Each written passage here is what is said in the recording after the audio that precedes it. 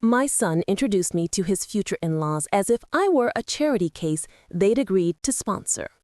He called me between jobs in that light, careless tone, and I felt 22 years of my life at Hartwell Communications evaporate under the Reynolds chandelier. Have you ever felt yourself vanished mid-sentence, like someone turned the dimmer switch on your existence? The Reynolds dining room in Hampstead looked like a lifestyle magazine had thrown up all over it. Crystal, linen, a view of London winking beyond the glass. Patricia Reynolds sat at the head of the table, diamonds at her throat and boredom in her eyes, assessing me as if I were a scuff on her parquet. Her husband, Charles, had the kind of tan older British men only achieve by avoiding this country entirely for half the year. When Daniel tried to joke that I was enjoying a break after my redundancy, Sophie picked it up and twisted the knife. She said something about how people Mum's age never really go back into the market, and the table laughed, that brittle, champagne-fueled laughter that makes cruelty sound sophisticated. Have you ever watched your own child join in with people who are laughing at you, not with you? I felt the humiliation differently than I expected. Not a rush of tears, but a slow spreading heat across my chest, like someone had pressed a hot iron over my ribs and left it there. My fork trembled so faintly that only I could see it, so I anchored it harder into the roast lamb and imagined I was pinning something vicious to the plate.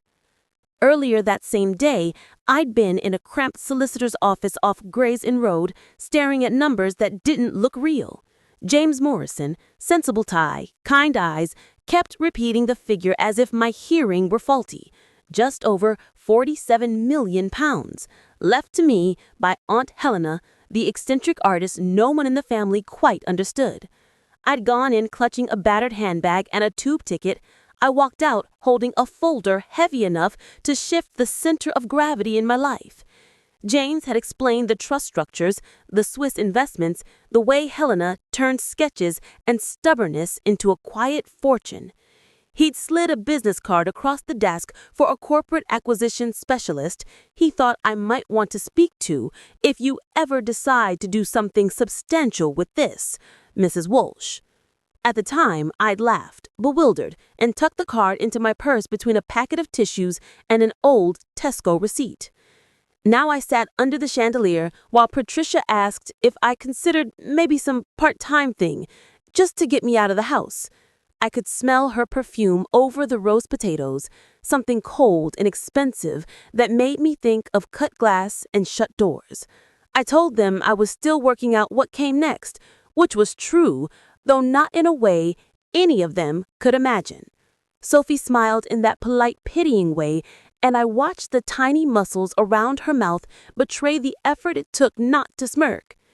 She talked about their honeymoon plans, Maldives, then Dubai, then back to their townhouse in Chelsea, as if it were a hotel they could check in and out of at will.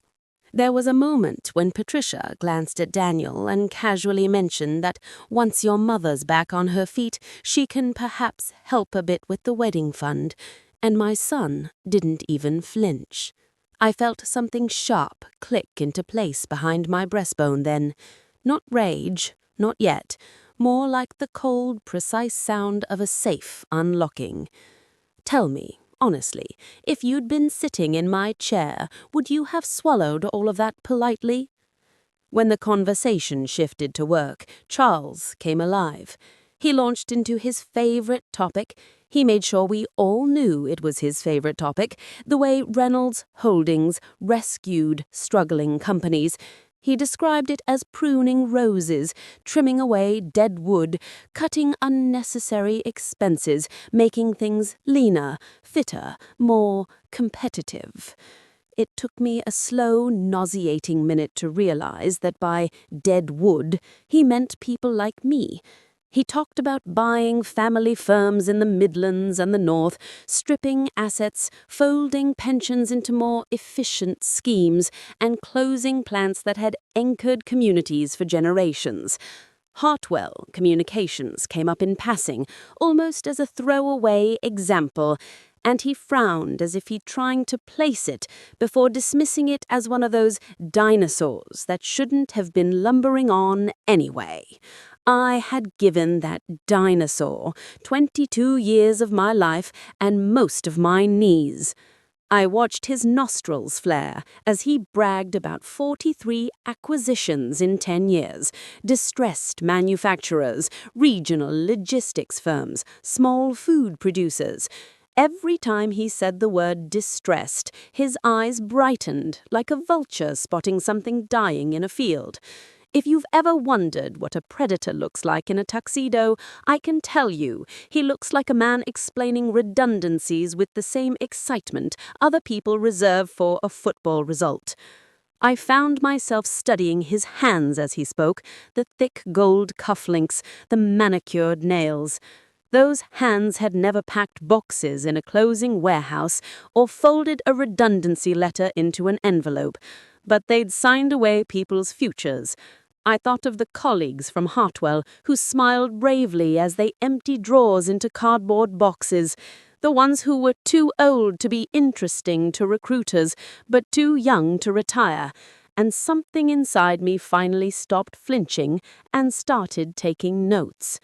When dessert came, something delicate and French that tasted of nothing, I caught my reflection in the dark glass of the patio doors. A neat, anonymous woman in her 50s, good blouse, sensible shoes, hair more grey than brown under the chandelier. I looked like exactly the sort of person Charles would call an unnecessary expense. Have you ever realized in one brutal flash that the way someone sees you is the blueprint for how they'll dispose of you? On the taxi ride back to my little semi in Enfield, I didn't cry. I sat with my handbag on my lap, fingers pressed against that solicitor's folder, feeling the embossed card inside as if it were a live thing. The city slid by in streaks of orange and grey, and I saw industrial estates and dark office blocks and empty shop fronts, all the places men like Charles had carved up and cashed in on. At home, the house smelled of last night's pasta and the faint damp that clings to old London walls in winter. I put the folder on the kitchen table, next to the chipped mug David had painted in primary school, and opened it with the same care I'd once reserved for his school reports. Rows of numbers looked back at me, black on white, unruffled by anything that had happened at dinner. 47 million pounds, give or take. Enough to buy silence, or to buy a very different sort of noise. James's words came back to me. If you ever decide to do something substantial with this. At the time, I thought substantial meant a nicer flat, maybe a little place by the sea where my knees wouldn't ache so much in winter. I took out the little business card he'd given me. Sarah Chen, Corporate Acquisitions, City of London. The font was clean and modern, the sort of card someone like Patricia would flick aside without really seeing. I turned it over between my fingers, feeling the slight texture, thinking how strange it was that a whole new life could weigh less than a tea bag. Then I pictured Charles in his tuxedo, casually recounting how pensions could be restructured to release cash, how factories could be rationalized by taking tough decisions. I remembered the tightening in Daniel's jaw when he'd watched his future father-in-law talk about workers as numbers, then watched him smooth it away so he wouldn't cause a scene.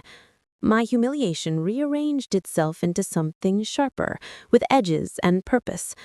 I sat there until the heating clicked off and the kitchen dropped a degree, listening to the creaks of the house settling around me like an old woman lowering herself into a chair. Somewhere between the boiler's sigh and the rattle of the fridge, a decision arrived, not like a lightning bolt, but like a tide that had been rising unseen for years. If men like Charles could treat lives as units on a spreadsheet, then I could treat his company as exactly what it was, an asset to be acquired. You might think that sounds cold. Perhaps it is. But tell me, if someone had taken your livelihood, sneered at your age, and laughed in your face over lamb and red wine, what would you have done with 47 million pounds burning a hole in your future? I picked up my phone, the cheap little smartphone with the cracked corner, and keyed in the number on Sarah Chen's card before I could talk myself out of it. When her voicemail greeted me in a crisp, bright city voice, I waited for the beep, feeling my heart hammer in my throat. Then I said very calmly, "My name is Margaret Walsh. I'd like to buy Reynolds Holdings. All of it." Sarah Chen called me back at 8 the next morning, just as I was burning my toast and wondering if I'd hallucinated the whole thing.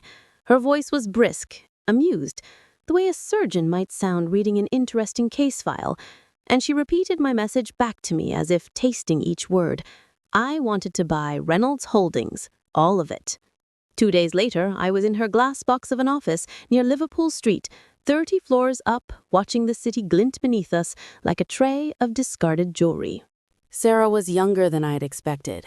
Early 40s, perhaps. Sharp bob, sharper suit. The kind of woman Patricia would respect automatically, without ever admitting it. I sat on a low leather chair that probably cost more than my old car and felt the ghost of my redundancy meeting sit down beside me. Sarah listened to my story without interrupting, only the occasional flicker of her pen over a legal pad betraying how fast she was thinking. When I reached the bit about Charles describing people as dead wood, her mouth tightened just enough to let me know she understood the type. She glanced at the numbers for Reynolds Holdings on her screen and said, almost cheerfully, that he was profitable, but cash poor, perched on a mountain of debt like a king on a throne made of someone else's IOUs. She explained it in a way that even my bruised, non-financial brain could grasp. Buying his shares would be expensive and noisy, like trying to buy a house by haggling with the owner in the middle of the street. Buying his debt, however, slipping quietly into the bank's side door and buying the mortgage, that was different. If you control the debt, you don't ask him to move out. You hand him a notice. I remember staring at a schematic she'd sketched in neat blue lines, boxes for subsidiaries, arrows for obligations, percentages for covenants and loan-to-value ratios. At the center of it all, Reynolds Holdings pulsed like a weak heart keeping a damaged body alive. Several of the loans were held by institutional investors with very British names, pension schemes, insurance funds, who would sleep better if that heart belonged to someone less reckless. One lender stood out, a large workplace pension fund that had taken on a heavy slice of Reynolds bonds just before the pandemic. On paper, it was a respectable relationship. In practice, it was a source of chronic indigestion for a risk-averse board of trustees. If they began to suspect that Reynolds might default, they'd sell their exposure at a discount simply to be rid of the headache. While Sarah and her team began the discreet technical work, feeling out brokers, mapping which institutions held what, I was given my own assignment. "If you're going to own this monster," she said, "you should know exactly what it has eaten." So I went home, opened my ancient laptop on the kitchen table, and started digging into every company Reynolds had ever rescued.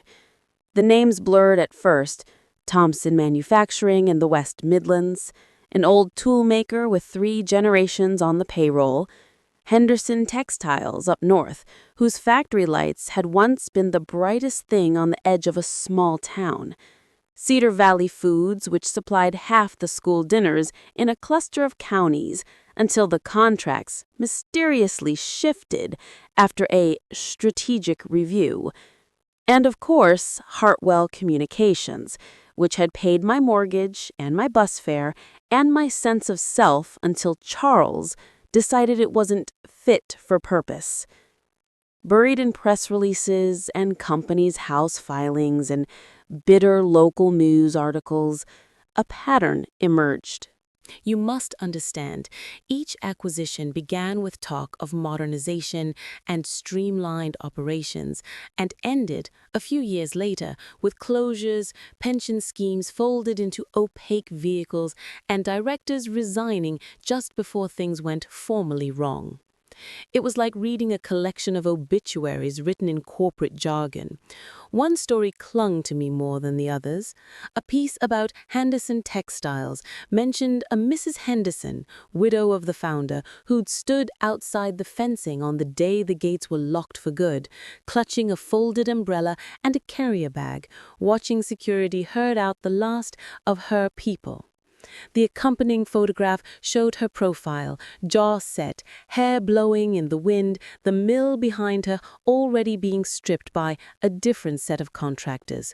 I saved the picture to my desktop without quite knowing why. Have you ever felt a stranger's eyes follow you off a page? Meanwhile, Sarah moved like water through the cracks of the financial system. She set up a holding company so bland it might as well have been a brand of plain biscuits, an entity with no obvious connection to me. Through that, we began buying small parcels of Reynolds' debt from investors who were quietly grateful to clean their books. Each time I authorized a transfer from Aunt Helena's fortune, my fingers tingled as if I dipped them into something live. The first slice was small, almost symbolic. 5 million here, a few more there, dressed up with the right paperwork and the right intermediaries so no one looking from the outside would see the full shape of what we were doing. 10% of his outstanding debt, then 25%, then the day Sarah called and said, in a tone that might have been used to comment on the weather, that we'd crossed 38% and now had serious leverage over a handful of his subsidiaries. I don't know what you'd call the feeling of watching those numbers climb. It wasn't joy. I'm too old to associate joy with spreadsheets. It was more like the sensation of learning a foreign language late in life and realizing you can finally understand the jokes. The more I understood about leverage and covenants and cross-default clauses, the less intimidating men like Charles became. Of course, there were moments when I caught myself in the hallway mirror and wondered when exactly I had turned into the kind of woman who plotted debt strategies over tea. There is a fine line between justice and vengeance, and I walked it with my arms out for balance, telling myself that the difference lay in what I planned to do once I owned his empire. Tell me, where do you think that line sits? It didn't take long for the market to notice that something was happening to Reynolds. Their bonds started trading more frequently, little flurries of activity that made brokers twitchy. Sarah forwarded me snippets from analyst notes, talk of an opportunistic buyer and a new player consolidating positions, written in the dry language of people who are secretly excited. Then, inevitably, the phone call came. I was standing in Sainsbury's, staring at the price of cheddar and wondering when everything had become so bloody expensive, when an unknown number lit up my screen. The voice on the other end introduced itself as Charles Reynolds, lower and smoother than I remembered from that dinner, but with the same faint nasal arrogance underneath. He did not ask how I'd been enjoying unemployment. He wanted to know, in carefully neutral terms, whether I was aware that certain people acting on my behalf were building positions in his company's debt. The way he said people made it sound like an infestation he intended to fumigate.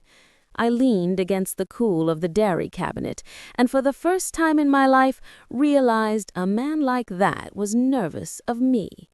I kept my tone bland to the point of boredom, as if we were discussing an issue with a gas bill rather than the future of his empire.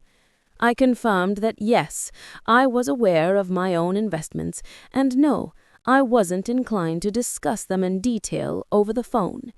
He'd talked about finding a way through this together, which translated meant buying me off before I pulled too hard on the threads he'd woven. "What do you want?" he finally asked, and I could hear the cost of the question in his throat. a man who isn't used to asking anyone for anything.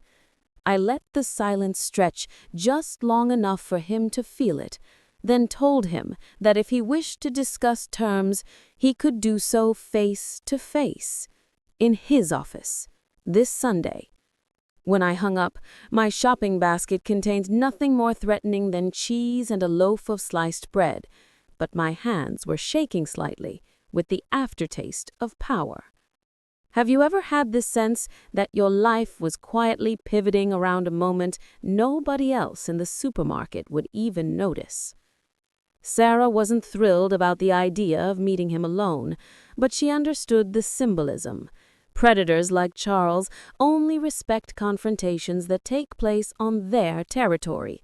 Anything else feels like a minor irritation they can delegate. We agreed she would come too as my solicitor, and that between now and Sunday, we would push our holdings to the point where he could no longer pretend we were just another investor. I walked home that afternoon with the sky hanging low and gray over the terraced houses, the kind of London day that presses on your shoulders. Inside my bag, my phone buzzed occasionally with new emails, confirmations of trades, updates on percentages, polite notes from institutions happy to have shifted their risk. With every vibration, another invisible thread wrapped itself around Reynolds Holdings. By the time I closed my front door behind me and leaned my head briefly against the wood, we were within easy reach of controlling a majority of his debt.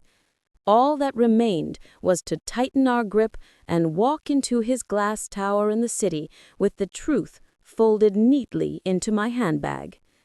I'd agreed to step into the lion's den on Sunday.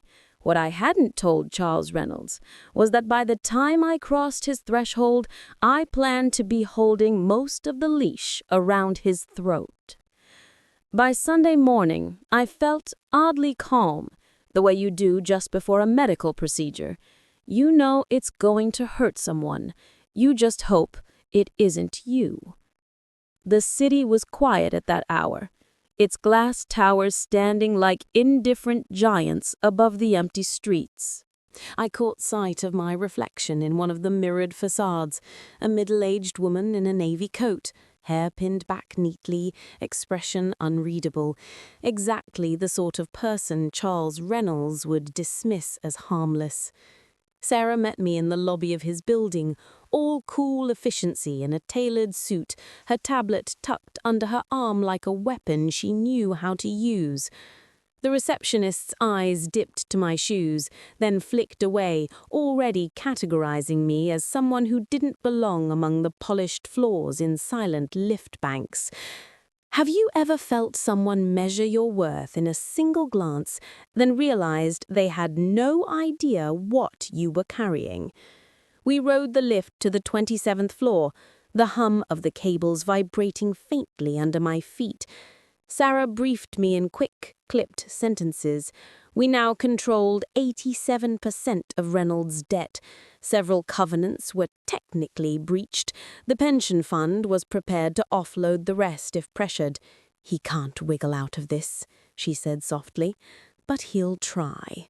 Her eyes shone with a mixture of anticipation and mischief that made me feel less alone. Charles' office door was already open when we arrived, his assistant hovering nearby like a nervous sparrow. He didn't bother standing when we entered. Men like him think rising for others is a privilege to be rationed. He looked smaller than I remembered, hunched slightly in an expensive chair, fingers drumming a staccato rhythm on the polished desk. He greeted me with the kind of oily politeness that coats everything, but contains nothing. He talked for a minute about the weather, the markets, the unfortunate rumors about his debt position. His voice held that faint, upward lilt of someone who's pretending he hasn't read every damaging detail twice over. I let him waffle until he began discussing cooperation and amicable settlements, which was my signal. I opened the folder Sarah had prepared and slid the first page across his desk. It listed every bond, every loan, every covenant breach. His eyes darted down the page, then up at me, then back down. He read it as if someone had swapped his autobiography for an autopsy report. Sarah added the second document, a summary of the pension fund's concerns and the draft notice they were prepared to file with the regulators if the risk escalated. When Charles reached the line about possible external scrutiny of pension transfers, a bead of sweat slid from his hairline to his collar.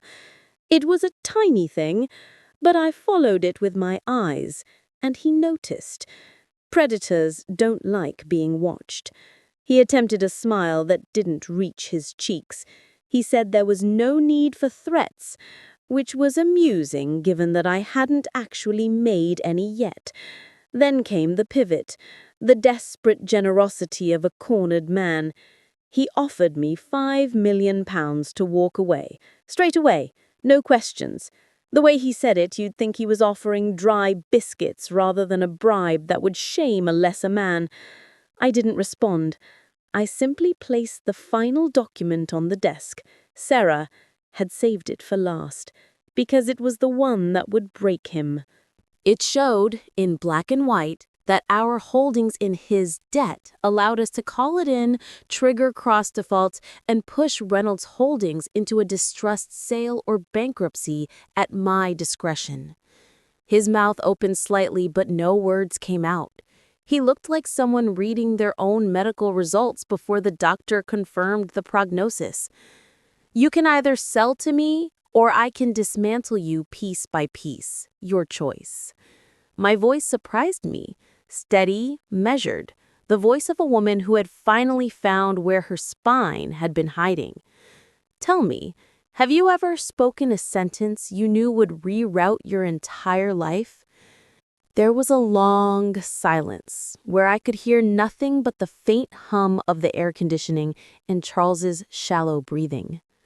Then he sagged, not dramatically, not theatrically, but the way a man sags when he realizes the world he built isn't as solid as he thought. He asked for terms in a voice that had lost its varnish. Sarah's pen tacked once on the table, a tiny signal. We gave him the figure, around 15 million. He didn't argue. He knew he couldn't. The signing took 20 minutes. 20 minutes for him to end his reign, 20 minutes for me to become owner of the company that had helped destroy my career and so many others.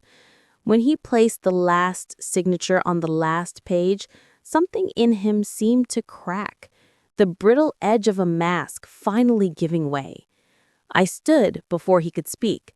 I told him he was terminated effective immediately.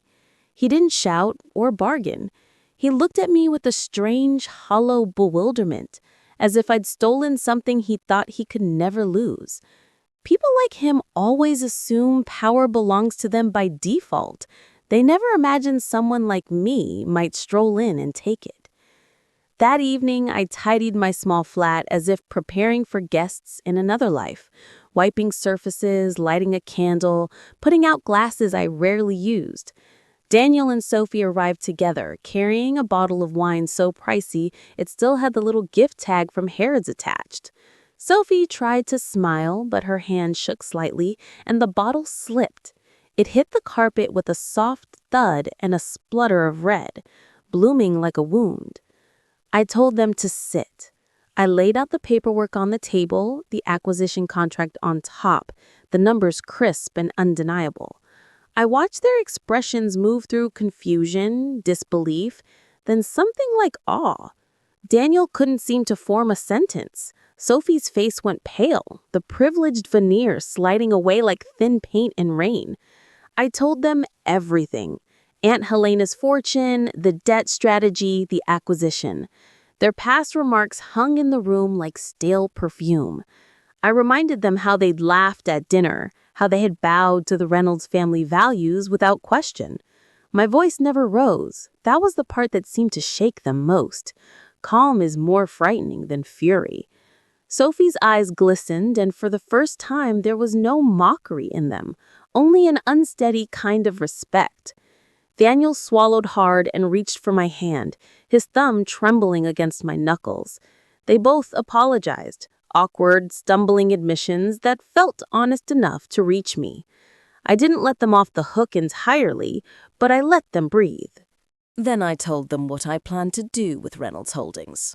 Compensation funds, structural reform, making amends where Charles had caused harm. Not revenge, not entirely, restoration.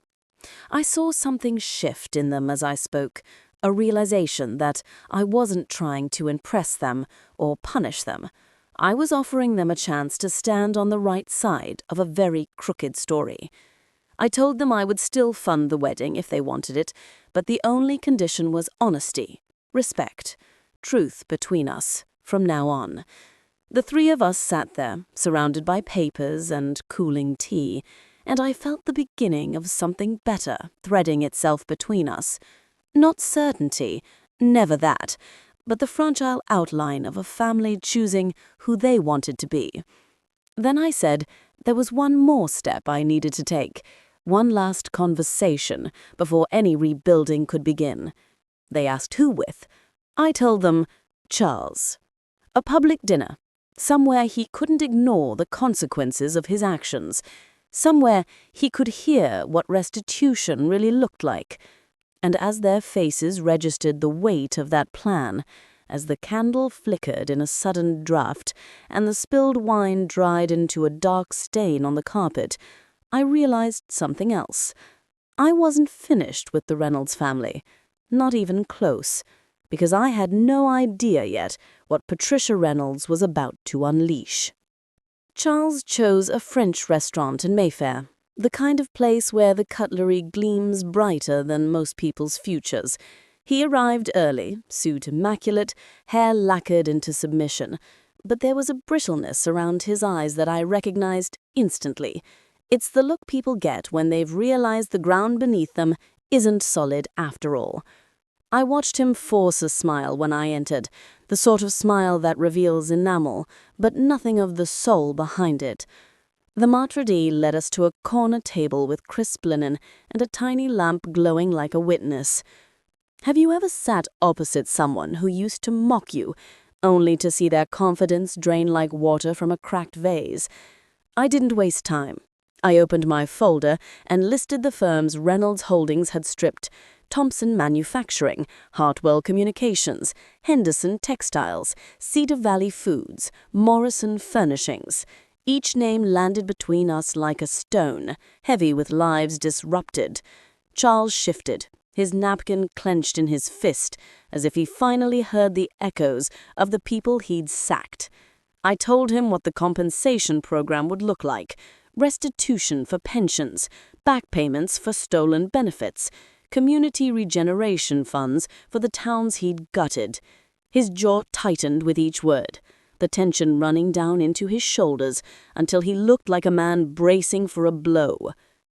These are not suggestions, I added softly, letting the truth settle between the wine glasses. He opened his mouth to object, but I slid forward the next set of documents, evidence that regulators were already sniffing around those pension schemes. He went still, absolutely still. For a moment, he looked as if someone had unplugged him. Have you ever watched a bully realize the rules finally applied to them? Then something unexpected happened. The facade cracked. His voice faltered, his shoulders dipped, and he admitted, quietly, reluctantly, that he'd known things were murky.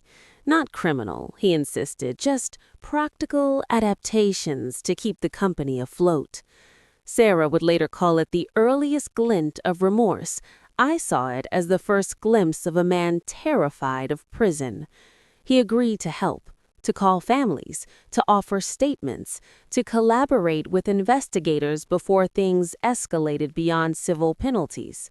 It wasn't altruism. Men like Charles don't transform overnight. But it was enough to begin. I left that dinner with the distinct feeling that I had turned a corner in a long, dark maze. What I didn't realize was that I had just stepped into Patricia's.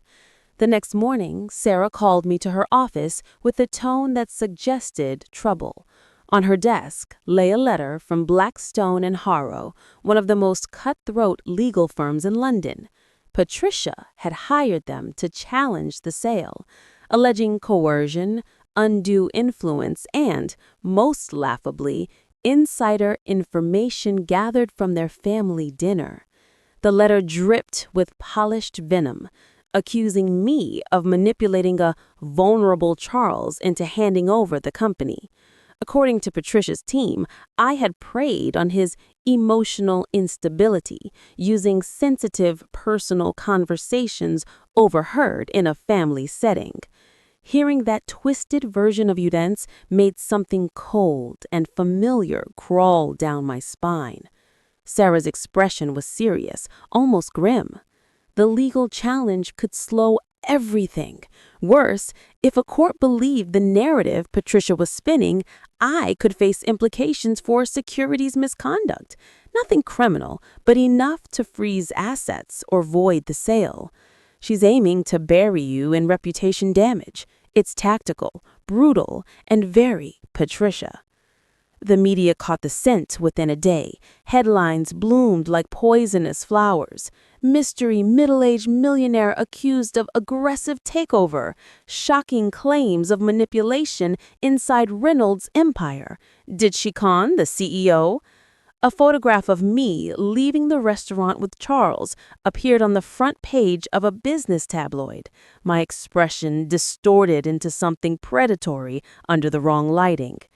Tell me, have you ever seen your own face become a stranger's weapon? My phone buzzed nonstop. Daniel checking in, colleagues from Hartwell expressing disbelief, distant relatives asking if I'd won the lottery or lost my mind. I ignored most of them and focused on the one thing that actually mattered, the restitution fund. Sarah warned me that distributing money now might look like I was hiding assets, but I couldn't face delaying the help that families had waited years for.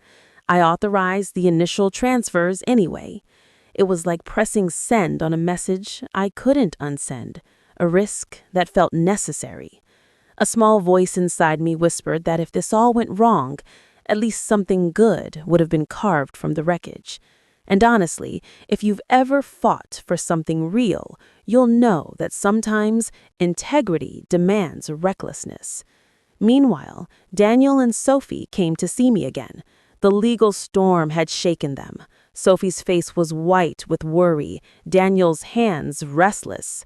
They promised to testify that I hadn't coerced anyone, that the dinner had been humiliating enough without me needing to manipulate anything. Their support warmed something in me I hadn't realized was frozen. But even as we sat together, sharing cups of lukewarm tea in my cluttered living room, the doorbell rang with reporters. Voices shouted from the pavement, "Margaret, did you trick him? Were you after the money?" I shut the curtains and locked the door, heart tapping against my ribs like a warning. That evening, as I finally settled to catch my breath, my phone vibrated again, this time with an unknown number. The message was simple. Stop your fund transfers. Last warning. No signature, no context, just a command devoid of warmth. I stared at it for a long moment, the words thudding through me like footsteps in a dark corridor. I read it again, then a third time. A thin thread of unease curled through my stomach. Someone knew exactly what I was doing inside the company. Someone had eyes on me, and whoever they were not appealing to reason. They were giving me an order. I should have felt fear. Instead, a different emotion spread through my chest, sharp and metallic. Fury. The kind of fury that doesn't shout, but whispers with purpose. I had faced far worse than text messages. I wasn't going to stop. But the message meant one thing more chilling than anything else. Patricia had finally decided to get involved directly. And she was just getting started. The text from Patricia's side sat on my phone like a bad smell. Stop your fund transfers. Last warning. I ignored it, of course. but I didn't pretend it hadn't landed. Threats have a weight, and this one pressed just enough on my chest to change the way I moved through the day. 2 mornings later, I was making tea when my screen lit up with Sophie's name. Her message was short, oddly formal. "Can we meet? Somewhere not near home. Please don't tell Mom and Dad." I stared at those lines, feeling the ground tilt a fraction under my feet. We chose a small cafe near Finsbury Park, the sort of place where nobody looks up twice as long as you're not causing a scene. Rain streaked the windows, blurring the traffic into smears of color.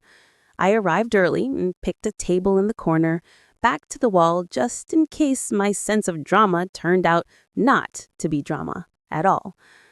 Sophie slipped in 5 minutes late, hidden in a hooded coat far cheaper than anything I'd ever seen her wear. Her hair was scraped into a low ponytail, her eyes shadowed by lack of sleep rather than designer makeup. When she pulled her hood back, I saw something I hadn't seen before on that face. Genuine fear. She didn't order anything. Her hands wrapped around the empty cup I'd pushed towards her, as if the shape alone might ground her. "Mom's lost it," she said quietly, voice trembling at the edges. "I mean, properly. She's going to war with you, and she doesn't care what she burns down." I listened. She told me about the shouting at home, the slammed doors, the way Patricia had described me as a parasite and a gold digger in sensible shoes. It would have been funny if there hadn't been such naked hatred in the words. Then Sophie took a breath and said there was something I needed to know, something she should have told me sooner. She admitted that for past years she'd been recording conversations with her parents on her phone. Her therapist had suggested it. Apparently it helped her untangle truth from gaslighting when she played them back later. At first, she said the recordings had been about catching the little cruelties, the barbed remarks Patricia delivered in sugary tones, the controlling comments that made Sophie feel as if she were losing her mind. But over time, the content had changed. Charles and Patricia had grown comfortable talking business in front of her, assuming she wasn't really listening. Her voice dropped even lower as she told me that on those recordings, her father had boasted about pension schemes disappearing into offshore vehicles, factories being bled dry before administration, payments being shuffled through shell companies with bland names. He'd even mentioned Morrison Furnishings by name, laughing about how they'd harvested $17 million from its pension pot before the staff realized. The word harvest made my stomach twist. I asked her, as gently as I could, if she understood what she was saying. She nodded, eyes suddenly bright with tears. She said she knows it's not just nasty, it's criminal. I've been sleeping with my phone under my pillow for months in case they decided to look through it.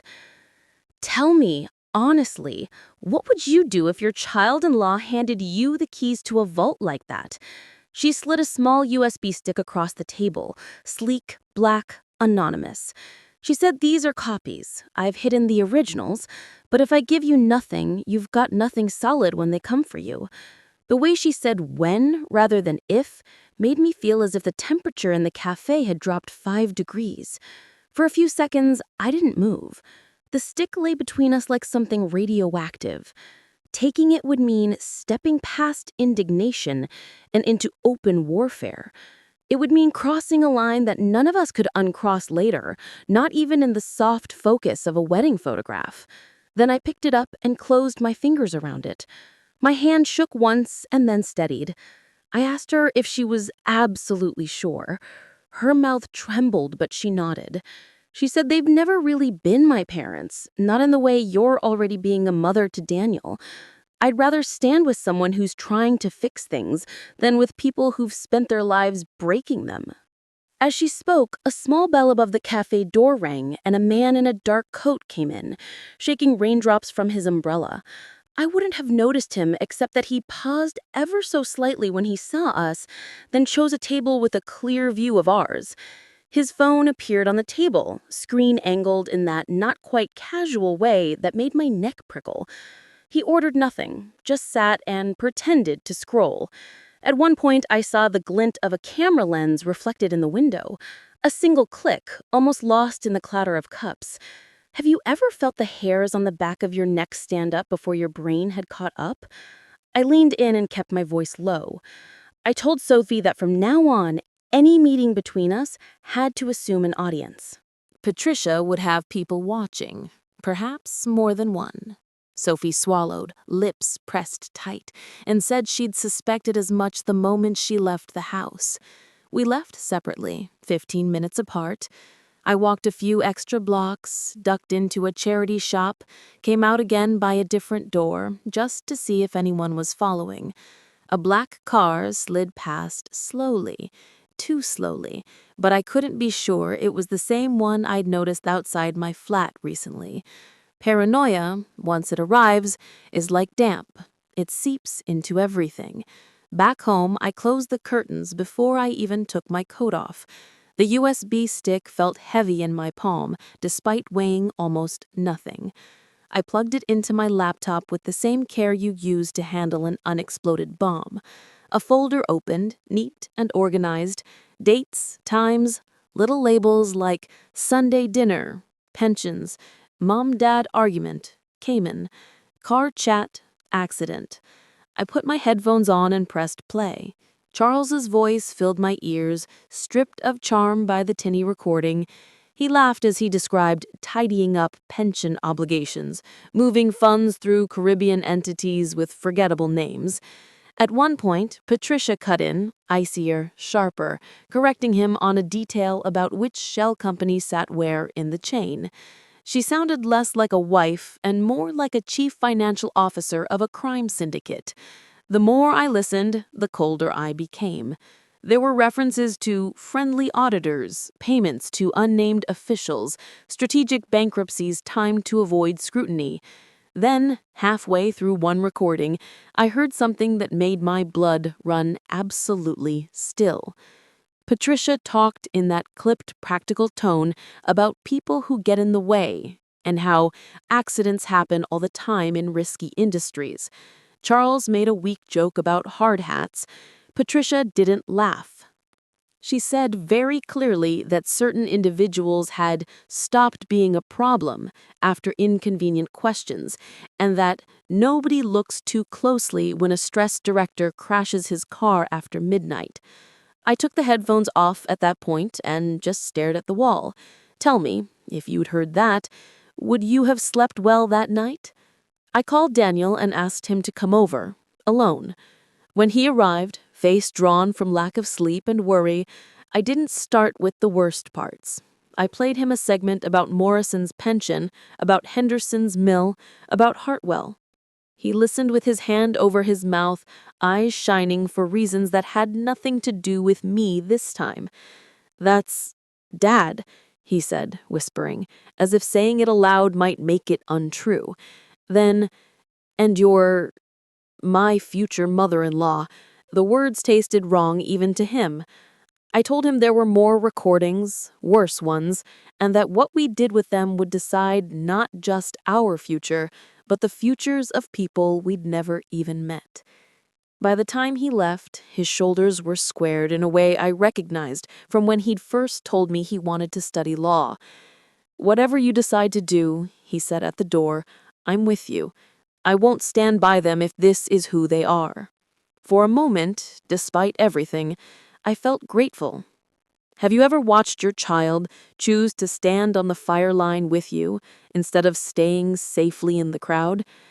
Later that night, while I was filing the digital copies in secure drives and scribbling notes about names and dates, my phone buzzed again. Another unknown number. This time, no words, just a single image. It was a grainy shot from the cafe earlier, me and Sophie, heads bent together, the USB stick between us, her face turned towards mine with desperate trust. Beneath it, a second message arrived. "You've made a very serious mistake, Margaret." The morning after that grainy cafe photo landed on my phone, Sarah rang me at 6:30, which she never did. Her voice was too calm, the way doctors and bomb disposal experts sound when they're standing somewhere you don't want to imagine. She said, "My office has been broken into. They didn't take the laptops, they only touched your files." By the time I reached her building near Liverpool Street, the police were already there. Plastic gloves and blue tape, the whole performance. Sarah's floor looked like a burglar had walked in, decided against petty theft, and gone straight for the jugular. Every cabinet with my name on it had been opened, rifled, contents left in chaotic disarray, while other clients' files sat in neat rows. On her desk, center stage, someone had left a single sheet of paper in red marker pen. Some problems require permanent solutions. The words bled slightly into the fibers as if even the ink couldn't bear to stay put. Have you ever read a sentence and felt your veins turn to ice water? A detective from the Met, all functional shoes and hollowed-out eyes, told us they'd matched the partial print on the cabinet to a man with a history of violent enforcement work, which is the polite term for a professional thug. His record included aggravated assault, suspected links to a couple of tragic accidents that never quite added up on paper. He said, "If he's involved, this isn't just a nuisance case." Sarah looked at me, and I looked at her, both of us understanding what wasn't being said. This wasn't about money anymore. This was about removing obstacles. Tell me honestly, at what point would you have packed a bag and left London if you were me? I went home that afternoon watching reflections as much as people. In every shop window, every car door, I looked for repetition. The same coat, the same hat, the same number plate. It didn't take long. A black salon with tinted windows appeared in the corner of my world too many times. Once outside Sarah's building, again near my street, then idling opposite the cafe where Sophie and I had met earlier that week. Every time I looked directly at it, it drifted away, as if bored. But cars don't get bored. Men do. My phone remained quiet, as if whoever had sent those earlier messages was now content to simply watch. Surveillance is a message in itself. We see you. We know where you live. We're not rushing. A couple of days later, Sophie texted again. "We need to talk. It's worse than you think. Same cafe, daytime, lots of people." The fact she felt the need to specify lots of people told me her instincts were catching up to mine. When she arrived, she looked even thinner, like someone had been slowly erasing her with a rubber. No makeup this time, just dark circles and tension. She didn't bother with small talk. Fear has a way of stripping away unnecessary words. She said, "Mum's not just angry," she said, fingers white around her mug. "She's involved. Deeply. The shell companies, the offshore stuff, that's her work. Dad's the front. She's the architect." I'd suspected as much from the recordings, but hearing it from their daughter gave the truth a new bitter edge. Sophie told me about spreadsheets she'd glimpsed on Patricia's laptop, about late-night calls in a clipped foreign-language rhythm, and about occasional trips to Zurich and Luxembourg that were never mentioned outside the house. Patricia had grown up wealthy and cold. She'd married Charles not for his charm, but because he needed someone ruthless enough to launder his greed through clean-looking channels. To her, Sophie said, voice cracking, "I'm an asset, a project. If I'm not useful, I'm disposable." She said Patricia had warned her, very calmly over gin and tonic, that people who choose the wrong side don't always live long enough to regret it. The line had sounded like a melodramatic film quote at the time. Now, with a hired thug sniffing around and a black car shadowing my movements, it felt more like a mission statement. How you ever realized a woman you thought was merely cruel is actually something much colder? I told Sophie the truth. That Patricia was dangerous, that the break-in at Sarah's office wasn't a coincidence, that those recordings might be the only thing keeping us ahead of whatever they were planning. I told her she and Daniel needed to be careful. Dolls looked, routines varied, phones watched. She nodded, but there was stubbornness burning around her eyes. She said, "I'm not running. I've lived my whole life pretending not to see what they are. I'm done." I wanted to tell her bravery and recklessness share a wardrobe, but I also knew that asking someone to go back into willful ignorance is its own kind of violence. We decided, for the moment, not to go to the authorities. Not yet. The case was still entangled in civil litigation, and we weren't sure which door to knock on without accidentally alerting the Reynolds' own contacts. It was a defensive sort of stalemate, too much information to do nothing, not quite enough to blow everything open without risking a counterstrike.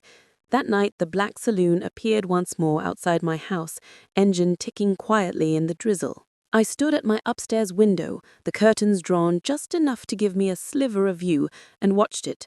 A figure sat in the driver's seat, silhouette still, like a gargoyle. After 20 minutes, the car glided away, leaving tire tracks like underlines on wet tarmac. 2 evenings later, the stalemate ended. Daniel phoned just after 8, his voice fractured with the panic I hadn't heard since he was a boy who'd fallen off his bike and knocked out a tooth. "Mum, it's Sophie. There's been a break-in. They said burglary, but it's not. I know it's not. We're at A&E, North Middlesex. Please come." I don't remember the journey to the hospital. I remember traffic lights taking too long to change, the vicious urge to get out and run down the center of the road. The waiting area was bright and airless, the plastic chairs lined up like confessional pews, the smell of disinfectant and fear sticking in my nose. Daniel stood up when he saw me. His shirt was spattered with something dark that I didn't need to examine closely to identify. His hands shook when he tried to push his hair back. There was a smear along his sleeve where he'd grabbed Sophie or the attacker, or both. "They said she surprised him," he choked out. "He must have thought she'd be out late. There was blood, Mom. So much." The story came out in pieces. He decided to swing by her flat with takeaway, spur of the moment. The door was ajar when he arrived, the lock splintered.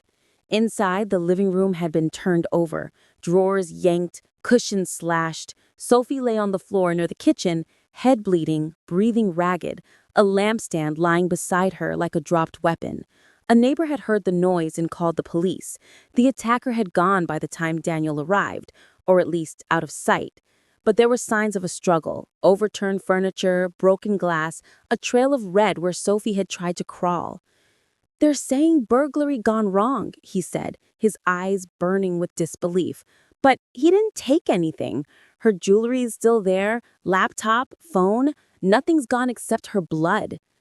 I had always thought seeing red was just an expression, but I swear the world tinted itself for a moment. My own pulse roared in my ears. Have you ever been so angry you felt your body might simply split from the force of it? A nurse came over and asked if we were family. Daniel answered for us both. He said he was her fiancé. I was something like mother.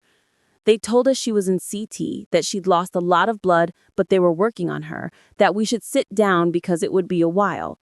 Time in hospitals doesn't move, it coagulates. While we waited, 2 uniformed officers approached with notebooks. They asked questions about enemies, disputes, anyone who might want to harm her. The words floated in the fluorescent air like a bad joke. Daniel looked at me, jaw clenched, and I knew he was thinking about telling them everything, about Patricia, about the thug, about the recordings. But I also knew we were playing with matches in a room full of petrol. If Patricia caught wind that we'd gone to the police with incomplete information, she might decide to finish what the attacker had started. I put a hand on his knee, a gentle pressure, a plea for a few more hours of caution. "We've been in a legal dispute with her parents," I said carefully. "It's complicated." The officers exchanged a glance that told me complicated was both too much and not nearly enough. They took our details, promised detectives would be in touch, and moved on to the next crisis in the endless corridor. The vending machine hummed in the corner, indifferent to our unraveled lives. Eventually, a doctor appeared. Mid-30s, scrubs creased, eyes tired but clear. "She's stable, head trauma, some fractures, but she's young and fit. We'll move her to intensive care for monitoring." Relief washed through me so sharply that I had to grip the chair to stay upright. Daniel sagged, covering his face with his hands. The doctor walked away, and for a few blessed seconds, I allowed myself to imagine that the worst might be over. Then I felt a presence at my shoulder. I turned to see a woman in plain clothes, ID on a lanyard, gaze level and unwavering. "Mrs. Walsh," she asked. "I'm Detective Inspector Rodriguez from the National Crime Agency. We need to talk about Reynolds Holdings." Detective Inspector Rodriguez didn't look like the sort of person who flinched easily. She stood in that hospital corridor with the hum of machines and distant crying behind her and regarded me as if she'd been expecting this meeting for a very long time. "We've been looking at Reynolds Holdings for 18 months, she said. "You've just walked into the middle of a live operation." We ended up in a side room, meant for relatives, the kind with uncomfortable chairs and a decorative plant losing the will to live. Daniel sat beside me, hands locked together, knuckles white. Rodriguez kept her voice low, but every word landed with surgical precision. The National Crime Agency, she explained, had been working with the Serious Fraud Office and HMRC on what they politely called a complex economic crime network. Less politely, it was a laundering machine. Money from drugs, trafficking, corrupt contracts, you pick your poison, washed through respectable British businesses until it came out the other side smelling of boardrooms and quarterly reports. Reynolds Holdings, it turned out, wasn't just a vulture picking at distressed companies. It was one of the pipes in that underground plumbing system. The acquisitions I'd researched, the factories, the logistics firms, the food suppliers, weren't only victims of corporate greed. They were stops on a conveyor belt, moving filthy money under fluorescent light. I felt the blood drain from my face as she laid it out. My fingers dug into the fabric of my skirt to keep them from shaking. Have you ever realized, in a single terrible moment, that the monster you thought you were fighting is only the mask, and there's something much older and uglier underneath? Then she mentioned the deaths, 7 in 5 years. A director who fell asleep at the wheel on the M1 after raising awkward questions about pension transfers. A finance manager who apparently jumped from a multi-story car park days before she was due to testify in an employment tribunal. A whistleblower in a food plant who slipped on a wet floor and never woke up. Each of those cases had been written off at the time as tragedy, coincidence, bad luck. But the NCA had noticed a pattern. All of them connected in some way to companies acquired by Reynolds Holdings. All of them people who'd started asking questions at precisely the wrong moment. I heard Patricia's voice from Sophie's recording echo in my skull. Accidents happen all the time in risky industries. Rodriguez knew about my takeover. Of course she did.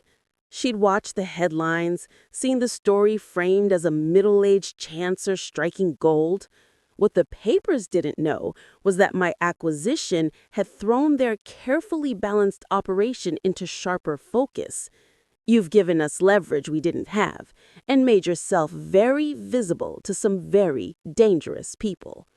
There's a point in any interrogation where you decide which version of yourself you're going to offer.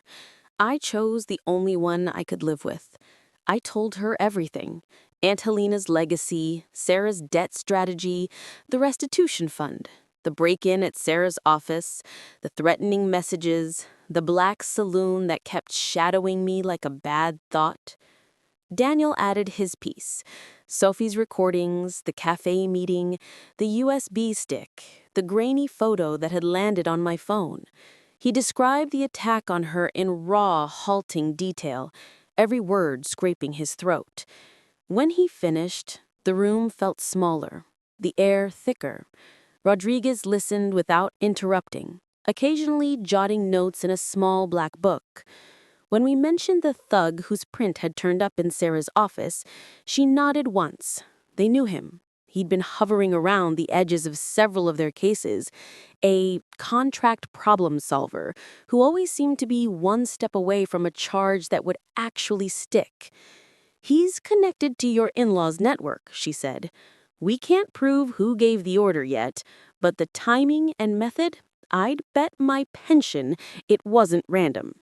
The word pension landed with a peculiar weight in that room, given everything we now knew about how Reynolds treated them. Then we talked about Patricia. I saw a flicker of recognition in Rodriguez's eyes when I described her. That knife-edged poise, the calculated contempt, the way she spoke about money as if it were a moral category. The investigators had suspected for some time that there was a senior female strategist inside the network, someone who designed the shell structures and offshore chains. They'd never had a name. Now they had one. Sophie, they agreed, was critical, not just as a victim, but as an insider witness who could draw the lines between family dinners and criminal enterprise. But she was also lying in intensive care with tubes in her arm and stitches in her scalp. We protect witnesses, but we can't protect ghosts. We need to keep her alive first. There was a horrible kind of irony in all this, that people who treated Sophie as an asset nearly destroyed her body to preserve their balance sheets. I thought of the little girl she'd once been, looking up at Patricia with hungry eyes, desperate for approval. How many times had she told herself her parents were just complicated, rather than broken? Rodriguez suggested formal witness protection when Sophie woke, but she also warned us that escalating too quickly could spook the rest of the network. They wanted more than just the Reynolds couple. They wanted the intermediaries, the fixers, the silent partners whose names never appeared on company registers. To catch those, they needed a bit more rope. Daniel had been quiet for a while, staring at the floor. Then he spoke up, voice rough. There was something he hadn't told me yet. Months earlier, he'd seen travel documents on his father-in-law's printer, booking confirmations for flights to Dubai and then to a Caribbean island, under slightly altered versions of their names. He'd also glimpsed an email thread about a succession plan that, pointedly, did not mention Sophie. He'd taken photos on his phone in a moment of gut-level panic, then buried them in a hidden folder because he hadn't known what to do with what he'd seen. Now he handed the device to Rodriguez like a confession. She scrolled through the images, her mouth tightening. They were getting ready to run, and from the looks of it, your fiancé wasn't part of the carry-on. Something inside me snapped into a new configuration. Aunt Elena's legitimate Swiss investments, carefully structured and declared, sat in violent contrast to the Reynolds plans to vanish with stolen money. I realized I was holding the adult equivalent of a playground choice: look away and live quietly, or face the bullies head-on and accept the bruises. I chose. Again.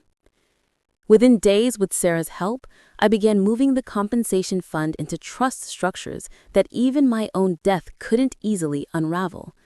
Irrevocable trusts, independent trustees, legal firewalls that didn't depend on my continued good health or freedom. If Patricia plans to solve the Margaret problem permanently, I wanted to ensure it wouldn't save her empire. At the same time, we formalized our cooperation with the NCA. Copies of Sophie's recordings went into secure evidence lockers. I sat for hour after hour, annotating transcripts. This voice is Charles. This one, Patricia. Here, they're talking about Morrison's pension. Here, about a director who later crashed his car. It was like building a noose, one line of text at a time. Rodriguez made it clear the danger would spike before it decreased. Cornered animals bite. Cornered criminals hire other people to bite for them. She wanted to use my position as owner of Reynolds Holdings to draw Patricia further out, invite her to make mistakes, to say the quiet things loud enough for a microphone to catch. Somewhere between those strategy sessions and the hospital visits, my fears stopped being sharp and started being thick, like fog in my lungs. I still jumped at sudden noises, still checked the street before leaving the house, but beneath it all was a steady, almost stubborn conviction. This had moved beyond my humiliation, beyond my redundancy, beyond even my family. This was about what kind of country we were prepared to live in. Have you ever found yourself doing something you'd once have called impossible and realized the real impossibility would be looking away?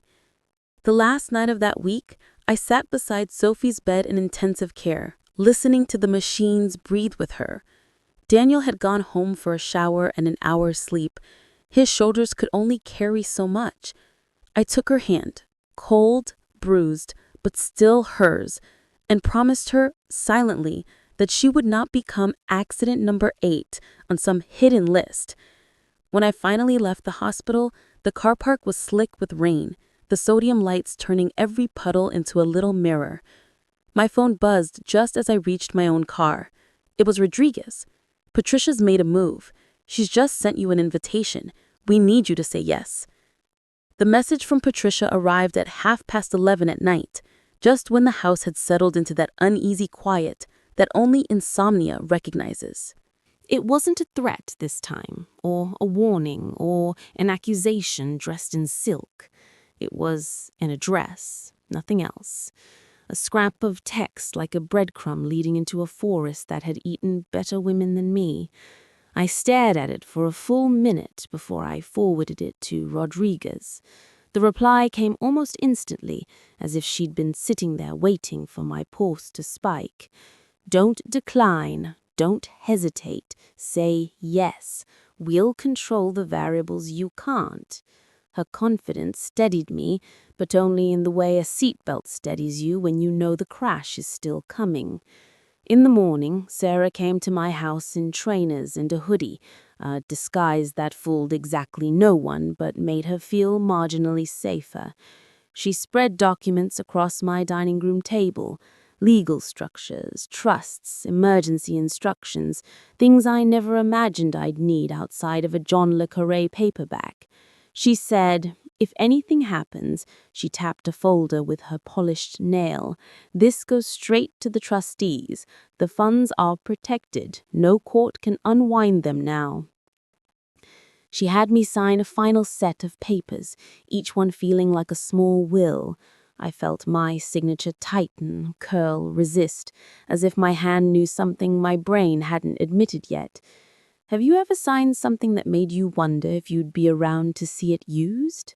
By lunchtime, the NCA had wired me up like I was about to walk into an underworld boardroom meeting, which, in essence, I was. 2 small microphones, one under my collar, one taped discreetly beneath the hem of my coat, a backup transmitter hidden inside my handbag, disguised as a portable charger, and a live feed streaming directly to an unmarked van that would follow at a safe distance, a phrase that always feels like a contradiction when the danger is yours, not theirs. Daniel begged me not to go. He paced my living room like a trapped animal, every step carrying the desperate energy of someone who'd run through fire if he thought he could put himself in my place. "Mum, this is insane," he said, voice raw. "Let them arrest her first. Let them move. Don't be the bait." But I had already done the maths. Patricia needed to believe I was alone. If she suspected the trap, she'd scatter into the cracks of whatever labyrinth she had built. I pulled him into a hug, the kind you give a child, even when he's taller than you, even when he's old enough to shave and love and bleed like any man. I whispered into his shoulder, "If I run, then she wins," and Sophie wakes up into a world where her mother still holds the knife. He didn't argue again. He didn't have to. He just held me tighter. The NCA gave us instructions like we were rehearsing choreography. I was to arrive 10 minutes early, stand in the open, keep my hands visible, no sudden movements. They would move in only when they had what they needed, a recorded confession, a threat, anything linking Patricia directly to the laundering network or the attack on her own daughter. "We don't just want her," Rodriguez said, tightening the wire beneath my coat. "We want everyone she answers to." The address Patricia had sent was in an industrial estate on the outskirts of Edmonton, row after row of abandoned warehouses, their metal shutters pockmarked with rust like old war wounds. The kind of place that once housed ambition and now housed echoes. It was poetic, in a bleak sort of way, that she chose a graveyard of British industry to finish what her husband had started. As I drove there at dusk, the sky hung low and heavy, a bruise-colored smear threatening rain. Every street lamp flickered as I passed, each one a tiny omen. I kept checking my mirrors, not for the black saloon this time, but for the NCA van that was meant to be tailing me. I didn't see it, of course. They were professionals. But knowing they were there kept my spine from collapsing into fear. When I pulled up outside the warehouse, the metal door was half open, hanging crooked on its hinges like a broken jaw. The interior was dark, shadows stretching long and thin across the concrete floor. I could smell damp, oil, and something metallic beneath it all. Time, perhaps, or anticipation. I murmured, entering now, keeping my lips barely moving. The wire picked up the words. I knew somewhere in that unseen van, a cluster of headphones was tightening around a circle of tense faces. Inside, the warehouse felt colder than the evening air, as if it had its own microclimate, built from secrets and rot. My footsteps echoed, betraying my presence long before I spoke. Patricia stood in the center of the room, back straight, posture perfect even in this ruin. She wore gloves. That detail did not escape me. She turned slowly when she heard me, her face composed into something almost serene. "Margaret," she said, as if welcoming a neighbor to an afternoon tea. "I'm glad you came. I wasn't sure you had the nerve." That voice could have sliced bone. I kept my distance, letting the small lamp she'd set up cast her in a sickly halo of yellow. Her eyes shone, but not with warmth, more like the gleam you see on a scalpel under hospital lights. She said, "You've caused a great deal of trouble. You never should have interfered. You're very ordinary, really. You don't have the constitution for this world." I said nothing. Silence can be a blade when used properly. She stepped closer, her heels clicking on the concrete like a countdown. She went on, voice cooling further. "Give me back the company. Undo the damage you've done. Stop cooperating with anyone you shouldn't be speaking to. And in exchange, well," her smile twitched, "I'll ensure your retirement is comfortable." She paused deliberately, letting the alternative option float between us like smoke. "If you refuse, then accidents will continue to happen. To you, to your son, to Sophie, if she survives long enough to be a problem again." Her voice didn't crack. It didn't tremble. It was the sound of someone who had never feared consequences. I felt my hands tremble, but not from fear, from fury. Patricia must have seen it because she laughed, low and dismissively. She said, "Don't pretend you're a hero. You're a bored, aging woman with too much money and not enough sense. You stepped into a world that will chew you up. In fact," she reached into her coat and pulled out a gun. Not a flashy weapon, not something from a film, a small, ugly thing, black and dull, the sort of object that changes lives without dignity. She held it with confidence. The gloves suddenly made perfect sense. The wire under my coat vibrated faintly. Someone in the van was whispering my name, reminding me to stay calm, to keep her talking, to keep breathing so they could triangulate. But fear has its own pulse, and in that moment, the whole warehouse felt like a lung filled with petrol. Patricia took a step closer, gun leveled. "You won't leave this building," she said softly, "but I promise I'll make sure no one suffers too much because of your choices. I'm not cruel, Margaret. I'm just practical." I lifted my chin. My voice didn't feel like my own when it came out. "Patricia," I said, "look at the lamp behind you." She frowned, just a flicker. But she looked. Behind her, behind the pools of shadow and the cracked concrete, blue lights blazed through the broken windows. For the first time since I'd met her, Patricia Reynolds lost her composure.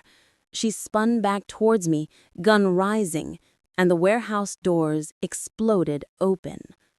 When the warehouse doors blew open, the noise was less dramatic than films suggest.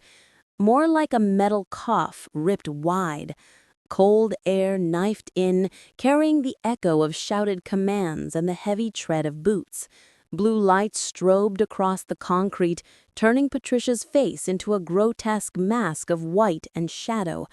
She reacted faster than I'd believed possible for a woman in her 50s who lived mostly on champagne and spite. Her hand clamped around my arm and yanked me towards her, the gun jamming painfully into the side of my neck. I could smell her perfume, sharp and antiseptic, like flowers grown in a lab. She snapped, "Stay back," voice cracking at the edges for the first time since I'd known her. The armed officers fanned out, weapons trained on us, every movement precise and controlled. One of them shouted something about putting the weapon down. Patricia's fingers only dug harder into my arm. It's strange what your mind does in moments like that. Part of me was listening to the officers, cataloging their positions, feeling the gun's cold muzzle pressing into my skin. Another part of me was replaying the last 10 minutes in my head. The part before the doors burst open, the part you didn't hear yet, when she'd thought she had all the time in the world. She'd talked. Oh, how she'd talked. Standing there in that circle of lamplight, gun still at her side then, she explained the laundering like she was giving a lecture to a slow student. Pension funds were ideal sponges, she'd said, distressed companies the perfect funnels. Money came in dirty from certain overseas partners, got mixed with legitimate revenues, then bled out through shell companies with names so boring they practically disappeared. She mentioned jurisdictions, Cayman, Jersey, Luxembourg, ticking them off like holiday destinations. She described how they'd strip a company, move its pension pot into a new vehicle, then quietly bleed it into offshore accounts. When I asked about the deaths, she hadn't even flinched. "People in failing businesses are so fragile," she murmured. "Stress, long hours. No one is surprised when someone snaps or drinks too much or dozes off at the wheel." She'd said it all because she didn't think I was leaving alive. And every word had gone straight through the tiny microphones taped to my body, out into the night, into the waiting headphones of the NCA officers now circling her with guns drawn. That was the only reason I didn't collapse under the weight of the barrel against my neck. That, and the thin, wild hope that careful planning might outrun raw malice. "Patricia," I said quietly, forcing my voice to stay level, "I should probably mention something." My heart was hammering so loudly, I wondered if the microphones were picking that up too. "You've been live for the last 15 minutes. They've heard everything. About the pensions, the shells, the accidents."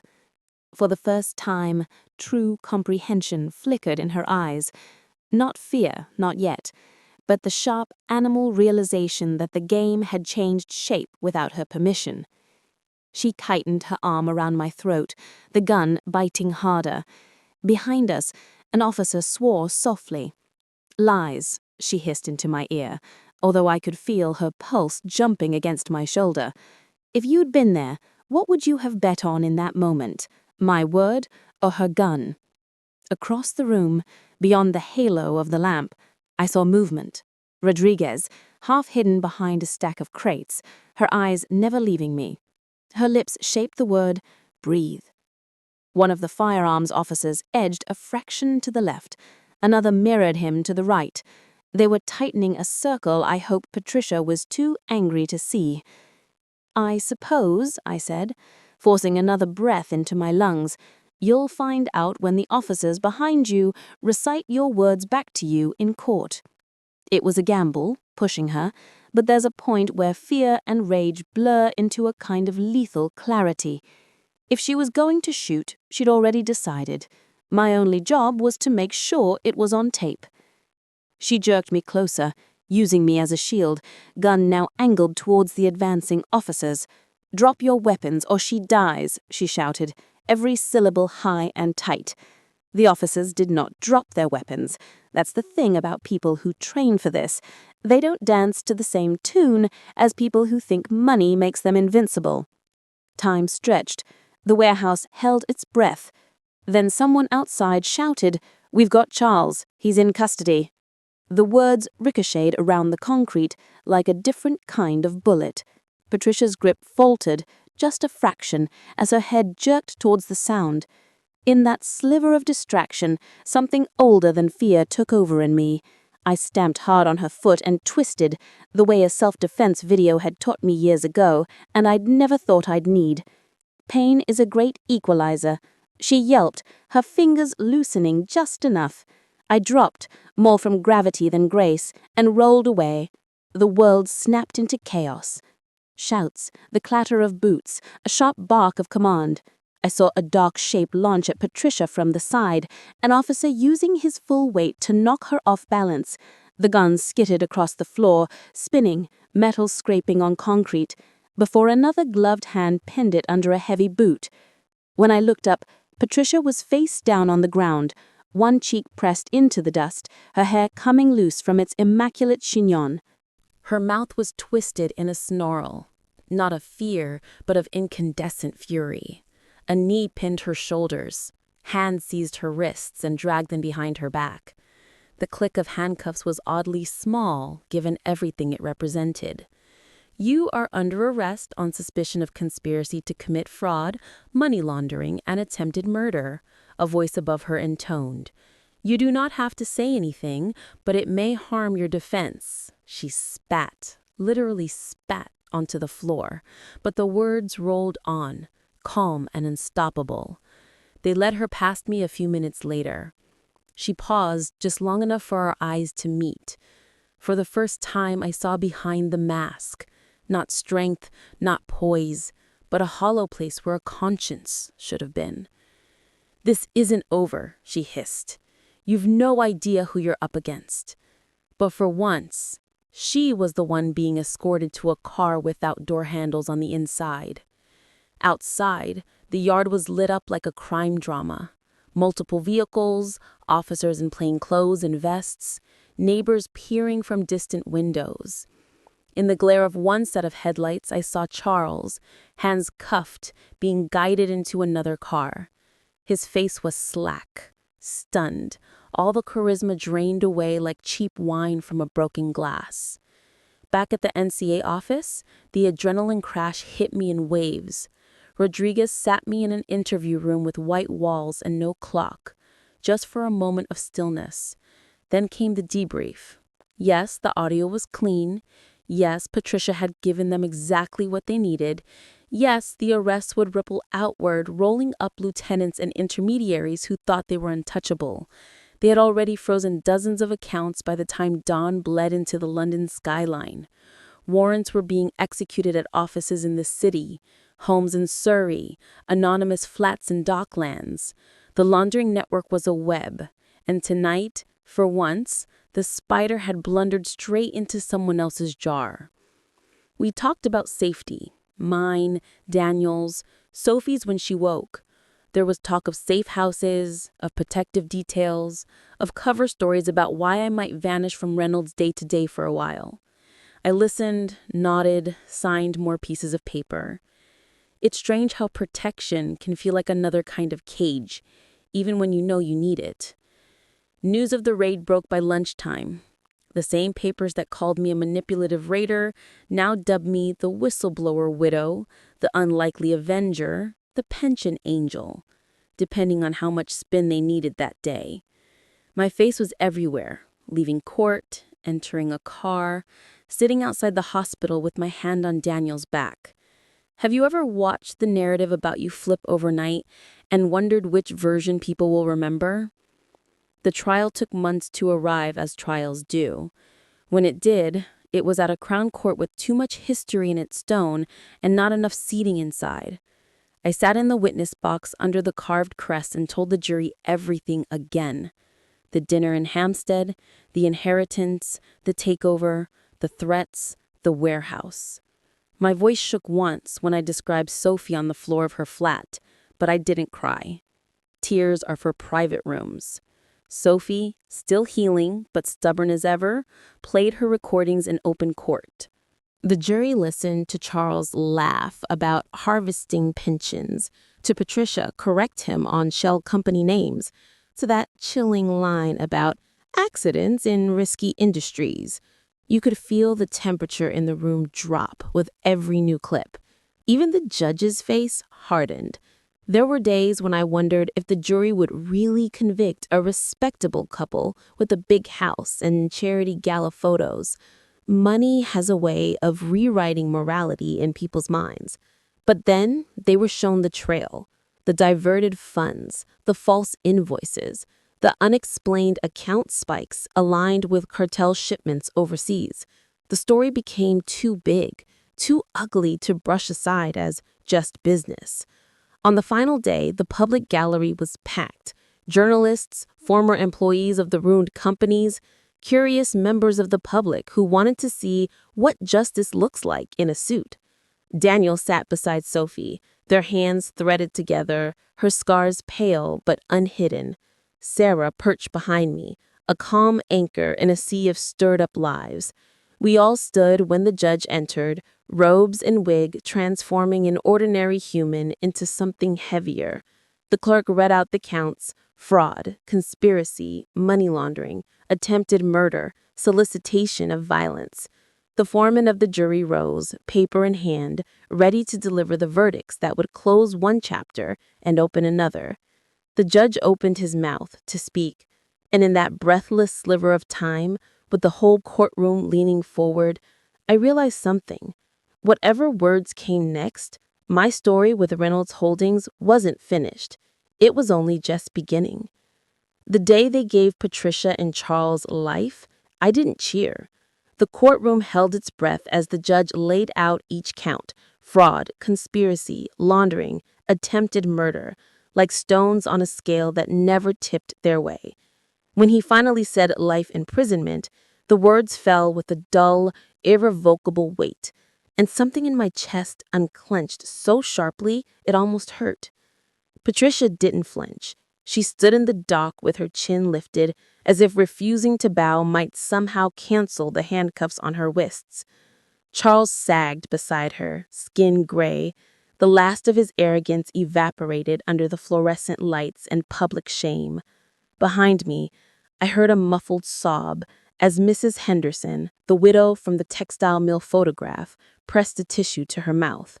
Men from Thompson Manufacturing sat shoulder to shoulder, hands clasped, eyes bright with the relief they barely dared to trust.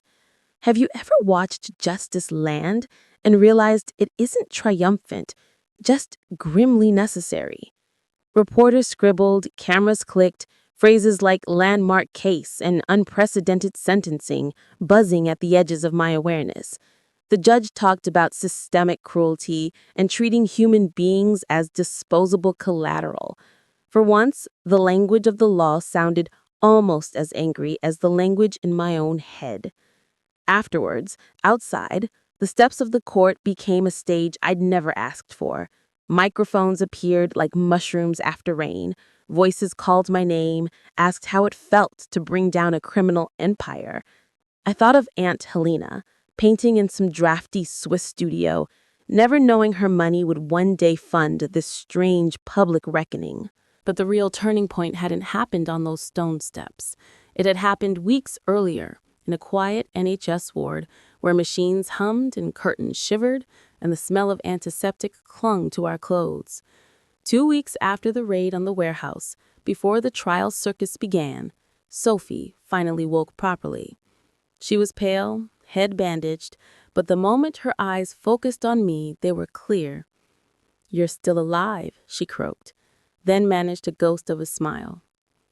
Somewhere deep, the little girl who had once yearned for Patricia's approval raised her head and looked around for a better mother.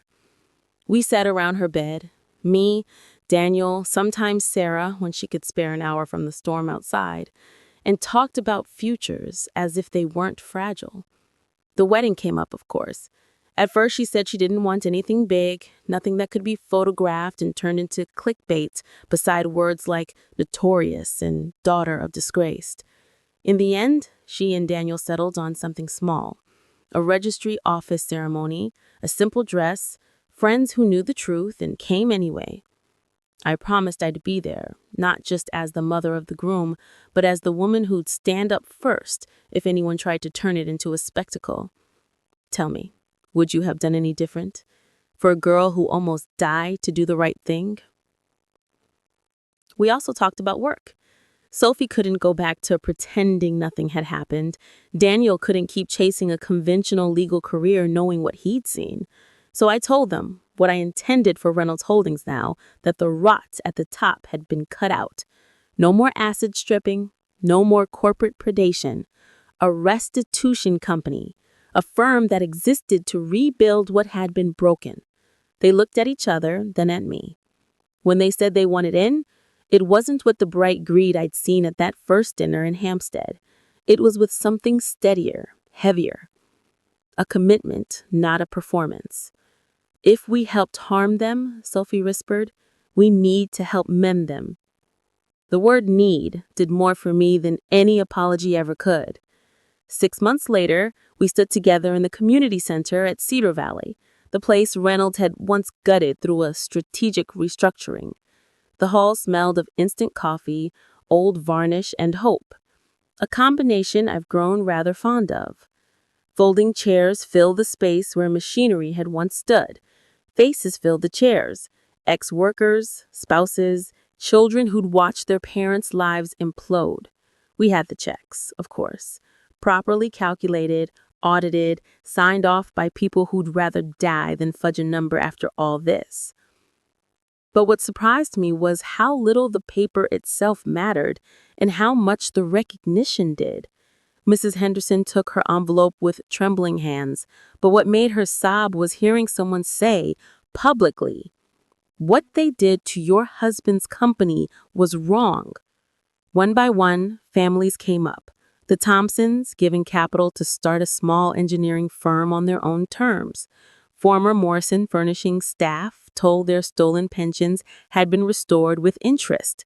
Men and women from Hartwell, my old colleagues, some of them now in supermarket uniforms, some in retirement, all of them carrying a wound that money alone couldn't heal. I made a speech because apparently that's what I do now.